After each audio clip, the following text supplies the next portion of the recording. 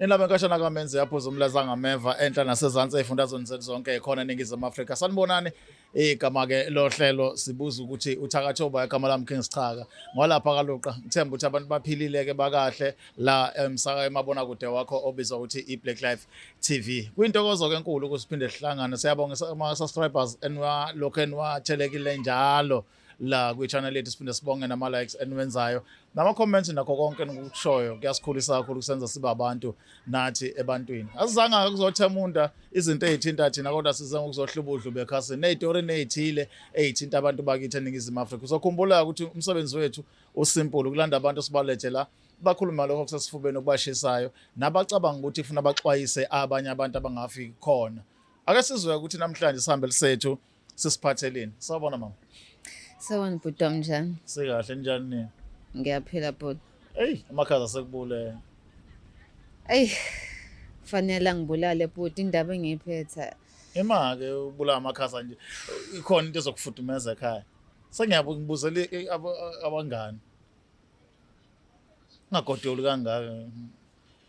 Never mind, asike le story usengaso namhlanje. Kwenze njani sisi? Bhuti wami, mina ngiqhamuka empangeni bhuti wami. Sure. Ngiyazi mina ngikhule ngiyintombazanana nje enhle. Ekhule phakathi komndeni ofudumele. Njengoba unje namanje. Uyabona nje bhuti wami. Sasemuhle even today. Nkosi. Yeah. Sibonge. Yabona nje bhuti wami, mangakutshela ukuthi esayidini la kagogo wami, esayidini la kababa. Sure. Baba ugogo wami umkhokheli, umkhulu wami umfundisi. Uzala iy'ngane zakhe eziwu-4, abafana namantombazane ayi-3. Yeah. Bonke bashadile. Bonke futhi lo bafana abawu-4 banamakoti babo. Iy'ngane nje zafika kahle zashada ngenansuku ehlaza. Lokho kusho ukuthi usuke umuntu esayiphethe kahle. Nansuku ehlaza eyosiko la kuyiphi inkolo? EmaNazaretha. EmaNazaretha, okay. Ngizwe nje isicacelo nasekhaya umuntu uma ezwe nansuku ehlaza angacabanga ukuthi noma uba usiko mpilo lamaNazaretha umuntu uma eseganile. Yeah. Qhubeka-ke sisi. Ayi bhuti, thina umndeni mkhulu. Yabo leya mama wabusiso. Makhulwa ngomuntu wabusiso leya mama. Yeah. Kodwa-ke ngathini? Angathi akakujabulelanga ukuthi wabusisa ngoba wademolisha ngale ndlela. Wademolisha. Shuthi abazukulu bakhe njengoba u-14 akanelanga. Sure. Akakuthokozelanga ukuthi iy'ngane zakhe zimzalele. Iy'ngane zakhe zabafana kanye namantombazane. Hayi. But makuthiwa emhlabeni kunjeya. Hayi, mina ngeke ngizwe ukuthi kukhona usathane, kodwa mina ngangihlala naye endlini. Hayibo, ugogo wakho. Yebo. Igazi elinye. Yeah. Hayi bhuti wami, ngeke. Uyazi ngisho noma kuthiwa kwenziwa imisebenzi ekhaya ngabe sihlangene, sesifike nje sihlangene njengomndeni kumnandi, sibaningi, imbuzi-ke sasingamenyi umuntu. Yeah. Yeah, kwakuyithina nje ngoba sibaningi kakhulu mfethu. Yeah. So yeah. So sasijwayele ukufika nje sidlela ukudla, futhi kahle wejwayele ukusiphekela isigwaqana. Nakhona isigwaqana sakhona lapho sasihlezi sibolile. Uzongibuza ukuthi sibole kanjani? Cha ngempela awungiphendule, sibola njani? Sibole ngale ndlela. Niyasibona niyasidla futhi. Yabo mosithinta siya njengepizza. Yabo yes. Into kanjalo, like ngiyibuza mangabe sihlangene ukuthi indaba uma sisidla le mpahla ukuthi uyazi ukuthi siyasithanda kakhulu lesi sigwaqana. Sihlezi kanjalo bhuti wami. Sihlezi kanjalo, kanti kahle unezilwane anazo, ezinye ulala nazo zingaphansi kombhede wakhe. Yabo mina bhuti wami bangakutshela, omgogo mayedla akadli nabantu, udla amasi. Lo masi nakhona akawaqedi, mhlawumbe ukhipha ey'ntathu abe ngaphansi kombhede. Khona ngelinye ilanga wethu wengane yami owuzela kumina ngasondela. Yeah. Ngathatha ngaphansi kombhede amasakhe, ngambuza ngathi indaba ukudla, because ukudla siyazi ukuthi into efanele ibe clean mfethu. Bese khabetheni, bese efrijini kanjalo ya. Ukuthi kwenziwa yini? Ngathi ngithi ngiyayithatha le nto inenyawo, ngazi ukuthi angazi angazi ukuthi iy'nyawo ey'kanjani lezi but iy'nyawo ey'ncane. Ngambuza sikwenzakala ngithi phuma, ngaphuma bhuti wami. Yabo loya mama bhuti, ngikutshela akakhathele kuthandwa, akanamsebenzi ukuthi ingane iyalala esiswini sakhe wayithatha for 9 months, akanamsebenzi. Manje lokho kukhuluma ngaye akekho umkhulu noma umkhulu wasedlulile emhlabeni. Umkhulu uyalazi udaba lakho ukuthi vele ugangile. Ha. Yabo. So kwasho ngisho yena umkhulu wengenawo amandla, wemgqiba indlela loya mama ayiyona oyingatshela umuntu nendoda yakhe nje wengayilalela. Umkhulu kwaze kwafika isikhathi uthi ahambeke emhlabeni. Umkhulu ke uyazi ke nama ukuthi mhlambe sinabantu izangoma lonke lento eyenzakalayo. So manje kwafika umunye umama ekhaya ezoletha umyalezo wathi uthe omkhulu nitsheleni ugogo wenu la ukuthi akayeke lento eyenzayo ngoba kudlalwa ngale. Ayisathuka sathi yini lento ayenzayo. Ila khona esabona ngempela ukuthi lo gogo uyathakatha. Hayi ngeke. So kwakunombango futhi umbango wempepho. Abafana abawu4.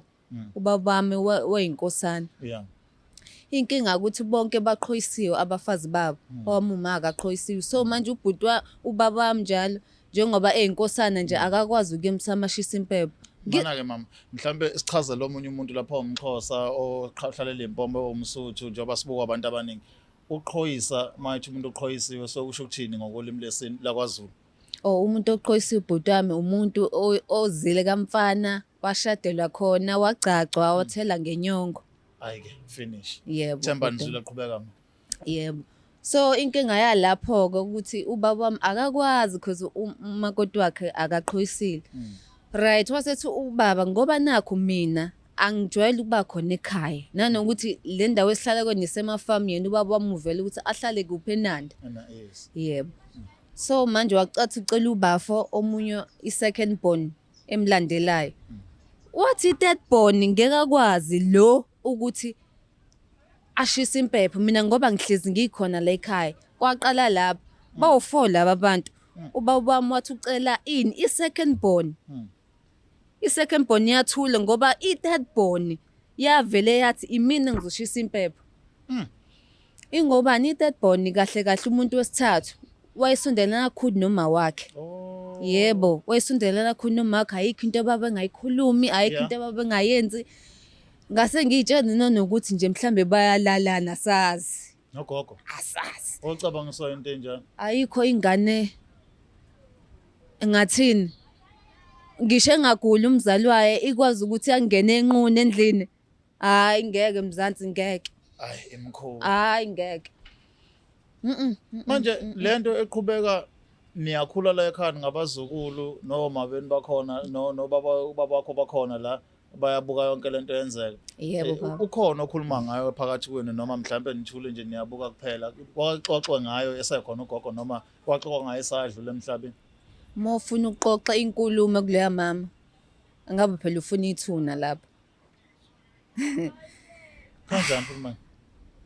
Fanele yonke into mangabe uyikhuluma, uyikhulumela endlini, uyikhulumela ekamereni. Sasikhuluma phela sibuzana ukuthi hayibo umbonile. Khona la khona esavuka nje saphaphama ngabo 12 hayibo. Masithi sibuka eminyango ngoba sezwe engathi kuthululwa imali ewuhlweza kanje. Hayibo savula eminyango sibona uhlweza lemali. Hayi othi uma singayithathi le mali ngoba ngempela asazi ukuthi kwenzakalani. Wathe phuma uma ethi wathi ubuyele endlini uvala umnyango. Hayibo nangu umama phela.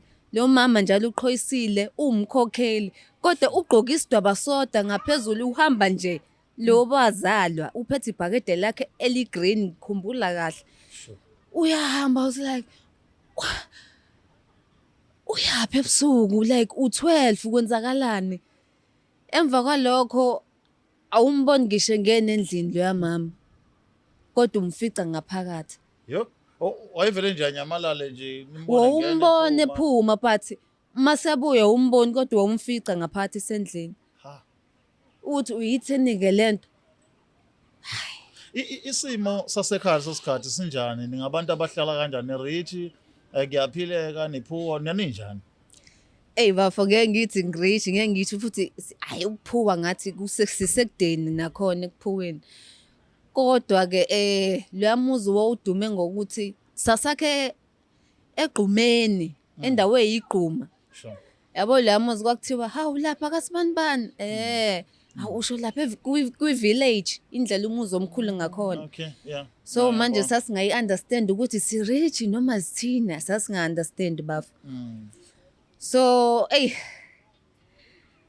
yabona nje bafo uma wami mina ngikutshele oma kwakungafanele abelethe ngomthungu kodwa-ke zonke iy'ngane zakhe ubelethe ngomthungu. bathi yini isizathu Yo hayi phela uyazi nje sasihlala nomthakathi endlini. Mina ngeke ngizokhulunywa ngusathane kodwa mina ngangihlala naye endlini usathane. awume beside lo mama wafika wathi umkhulu wakho uthi akukhuza ugogo wakho ayeke into ayenzayo ngoba kudlalwa ngale oyisangoma nina mhlawumbe abazali bakho bake bahamba bakubuntu ababonayo mhlawumbe kwakhona into abayizwayo ikhona into enjalo ekuyenza Yebo ikhona bhuti wami sasijwayele ngempela ukuhamba kodwa masihamba kwakuthiwa sihamba inyanga eyodwa. Ngayizibuza ngathi no yes sisumndeni but inyanga eyodwa kwenzakalani why kumele sihambe inyanga eyodwa ingobani iyakhokhela kusho ugogo yebo okay yeah shuthi bayakhokhela inyanga uma kuthiwa fanele share inyanga ungahamba uyephi inyanga nje ayishare bakithi umndeni because ngempela yes umndeni kodwa lapha sasingathembani. Yes sahamba ukuthi nobaba nakhona kwangena umuntu walaba bantu laba bahlolayo. So uma sasihamba naye nanokuthi nalo baba lo wayeyinyanga wambizela eceleni wathi umamizala wakho ufikile la wazofuna umuthi wokubulala. Be careful angazi nomuntu ufuna ukubulala wena noma kwenzakalani. Sasizwa yilokho nje ukuthi loya baba wakwazi ukusixwayisa wathi uma wakho kahle kahle uyingozi akabafuna abakoti bakhe.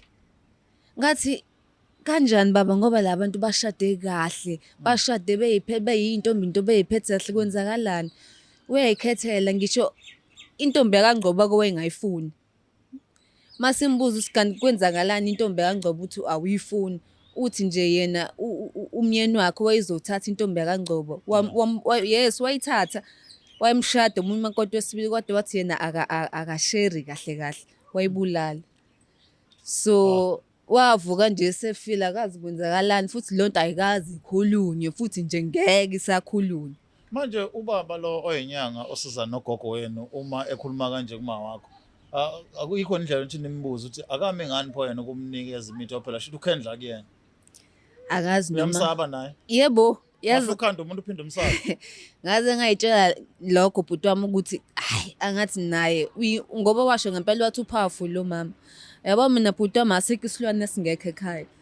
Imfene inkawu opholi inyoka khona ngeyilanga khona lendlu lekuthiwa uguqa. Yes sayibona ivelile ngathi hayibo bafu uyayibona lento engiyibonayo wathi ubafaya mfethu ngagijima ngabiza ubaba omncane ngathi hayibo baba omncane uyayibona lento engiyibonayo wathi hayi ungazolokhu ukhuluma iy'ndaba zakini lezi angazi ukuthi ungena futhi. Okay ngabona ukuthi okay kahle kahle bayayazi lento inkinga ithini engafanele siyazi lento. Kahle kahle thina sibiza ukhanjeni kunokhamba olusekhaya olugonqwa ngomkhonto thina. Now tell me ukuthi ugogo uphi manje sewendela kweliphakade uyaphila kwenzakala njani Yo waqale wabulala indodana yakhe ngaphambi kokuthi yena ashone. Indodana yakhe shuthi yayiseyinhlelweni ukuthi-ke yaqoqa umndeni wakhe ukuthi size ekhaya sihlangane njengomndeni kukhulunywe ukuthi akasayithandi lento ukuthi adlale abafana abancane ngoba eyinkosana usekulungele ukuthi inkinga wasukwakhuluma ngokuthi useridi ukuthi aqhoyise. Yes ukuthi aqhoyise inkinga wathi lo mama wakhuluma nengane yakhe okuyi-third born ukuthi no akufanele kufanele sheshe simphuthume. hayi ungixolele ngingena emadebe. Uma ngempela kuxoxwa ngoba wena wasuhlakaniphile usuzizwa izinto ezikhulunywa. Makuxoxwa yini inkinga kagogo nokuqhoyisa nokuthi abantu bayaqhoyisa? Yini inkinga yakhe kahle kahle? Angazi noma mhlawumbe ngizwe kahle. Inkinga yakhe kusewumnakwabo lo agcine emgodlozile naye noma sekuyenye inkinga. Inkinga bafo njengoba ngike ngakuchaza ukuthi ubaba wami wayengazwani nomthakatho nakuba ukuhamba abantu. Oh. Babengazwani ngani ngaleyo ndlela noma wakhe ngoba noma wakhe wayengamthembi ekutheni ukuthi ngathi unakho ukuphatha okuncane. Manje laba abawu-3 bona babevumelana noma wakhe benza noma yini noma wakhe. Sure. So manje ubaba wami ukuthi yena uzokwazi ashisa impepho uzoba inkinga ngoba empepheni kufanele akhulume ukuthi mntanami uzosho ukuthi nokuthi nokuthi owami ubaba ukuze ahambe emhlabeni wenzele umsebenzi. Kwaba khona imibuzo efayo wafaka isiphandla sambuza sathi thina yini ndaba afaka isiphandla yena yedwa. Yazi i-answer engayithola yathiwani kwathiwa hayi ngoba uyinkosana ekhaya kanjani. Yebo ekubeni empepheni kwakhuluma kwathiwa usekhathele ukuphila ucelana imlandi muphi yena lo ufaka isiphandla akuphelanga maseko. Leyo mbuzi yagqitshwa wafa nobaba wami. Sure.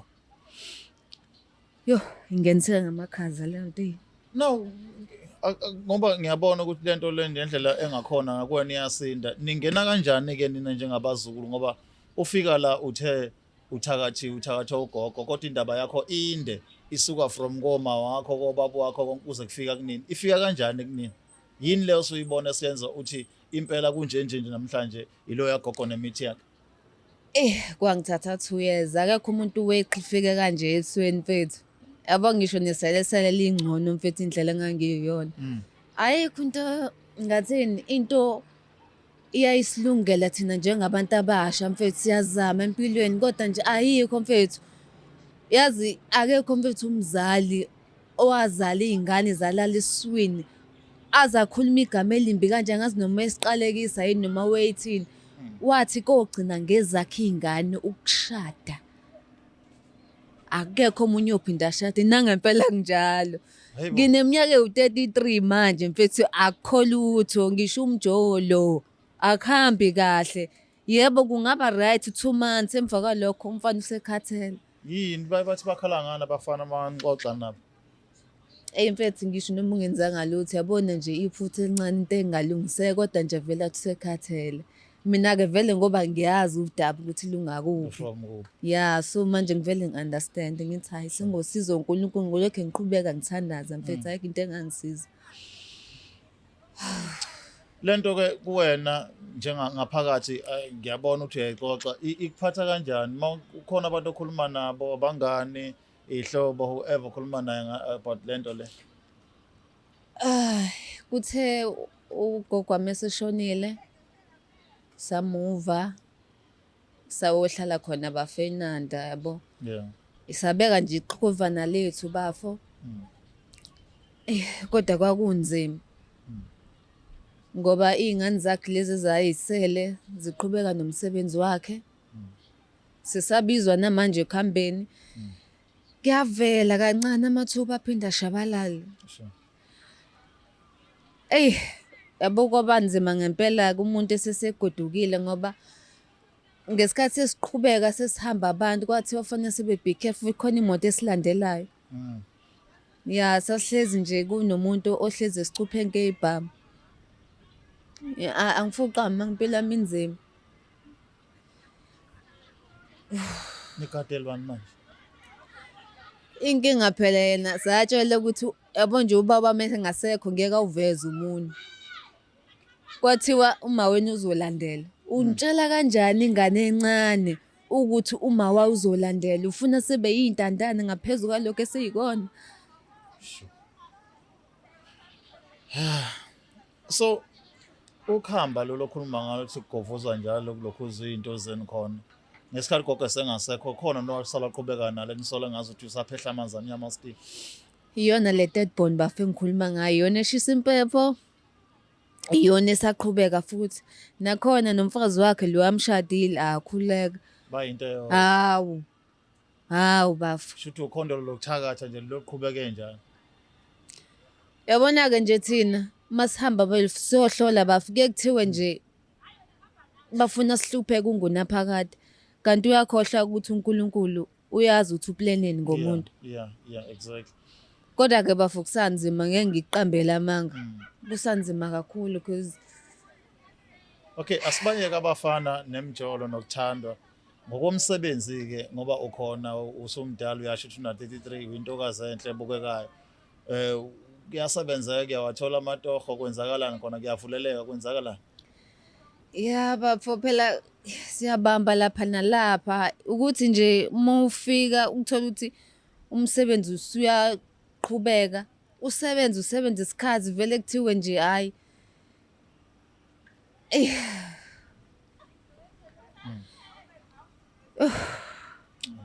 It's okay sis. uyazi uvele kuthule nje ungazi ukuthi sekonakelephi yazi nami ngiyazama njengabantu bonke ukuthi yabo nje khona inkonzo nami ngiyihambayo ukuthi ngiyigeze yabo yabo inkonzo kanjalo ngihamba impophoma bafu kuvuleleke kube kahle kodwa ubone ukuthi khona lento evimbile ukuthi ubani ungaphahlaza lo liyakhamba bafu asazi ukuthi singenza kanjani kodwa indaba ilele lapha leya ndaba. So in terms of education nokunye wagcina grade 12 waqhubeka from grade 12 wale kwenzakalani ngemfundo khona kwakufundela mhlawumbe okunye unesicoco ngale? Ayi cha bafu ngagcina ka matric nakhona kwathi 2013 ngithi ngiya register lapha eDT. Yeah khona ngayenza i-audition kodwa emva kwalokho akuhambanga kahle so uNkulunkulu-ke ngaleso sikhathi kwavele kwaqhamuka i-post nemfeke sekathiwa nje kudinga ama-storytellers so ngaya for i-audition ngasebenza for 7 years bafu. Emva kwalokho kwamnyama kwathuleka kanjalo kwafika isikhathi sokuthi mina kwaphela u6 months uthola ukuthi umuntu uyadla ngakusasa kadli sasilokho siphila ngamanzi. Ubani umuntu ongaphila ngeparish every day? Yeah ne. So sinababukeli lapha ekhaya sisi abanye bama businessmen abanye babelapha abanye babefundisa abanye babakhokheli abanye abantu abanamakhaya abanemizi abafisa ukuba nezingane abanazo. Uluphi usizo mhlawumbe ongafisa ukuthi ababukeli bethu beBlack Life bakusize ngalo in terms of ukuxazulula inkinga obhekene nayo njengamanje sesiva? Bafangazi ukuthi kungenziwa kanjani ukuthi kodwa ubomsabo mamezali yes kukumthetho ukuthi umuntu kufanele aphume kahle ekhaya cace kodwa nje umamezali uyinkinga. Angazi ukuthi ngempela ukuthi singenza kanjani kodwa inkinga bafilo leyakhamba bafuthi ngaphahlazeka kanjani. Wona ufuna solution yalo leyakhamba? Into eyinkinga strongly believe ukuthi inkinga zonke iqala kulona. Yebo bafu yebo. Nanokuthi ke angazi mhlambe izinsuku zakhe zakafiki kodwa indlela ekwenzeka ngakhona ufelwa yizo zonke izinto yonke into ziyamfela lo yabafa kahle kahle wenza i-farming manje zonke izilwane zakhe ziyamfela. Ubiza uNkulunkulu manje akazi ukuthi yena usebahlupheka kangakanani abantu le ngane yakhe ayishiye emhlabeni lo mama. Elakho lokugcina nje ufisa umuntu ongakusiza ekutheni kuphahlazolo lakhamba izinto zakho unesho ukuthi zingabuyela endaweni. Yebo bafu angazi ngempela ukuthi ngenziwa kanjani kodwa angazi ukuthi angathumela kanjani noma ukuthi uthumela izilwane uthi phahlaze angazi but ngiyacela Nkosi yami obukelayo noma ozwayo noma ekuphi ngiyacela Nkosi yami angisize kahle nami ngifuna ukuphila njengempilo njengabanye abantu kodwa ilo liyakhamba bafu. Yeah uClema asibonga kakhulu isikhathi sakho sithemba ukuthi nathi sizofaka isandla kuthene usizo libe khona impilo eqhubeka. Ngiyabonga bhuta.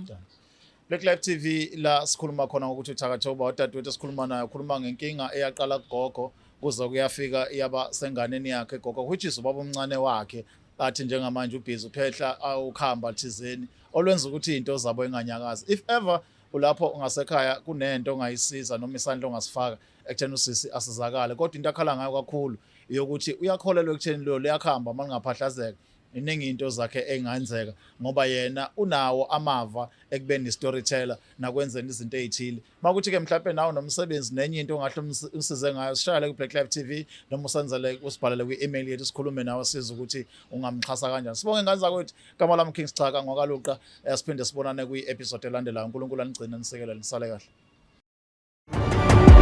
It's the Black Live TV.